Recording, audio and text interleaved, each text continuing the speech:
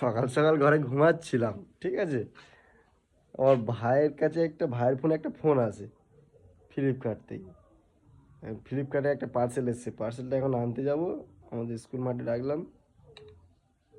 তো চলো পার্সেলটা কি এসছে দেখি।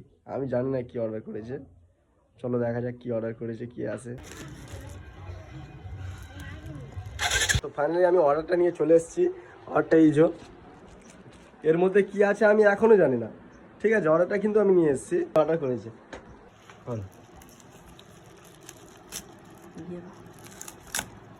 কি আছে ভাই?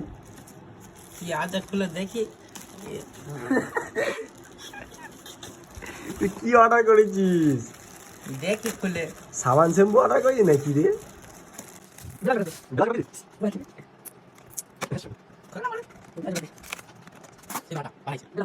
ভাই তুই সেলফি স্টার অর্ডার করেছিস?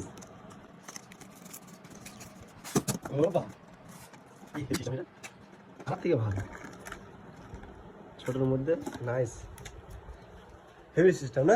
ছোটোর মধ্যে এটা 180 টাকা কিনেছে, দেখতে পাচ্ছ তো, 200 টাকা দেখে নিয়েছে।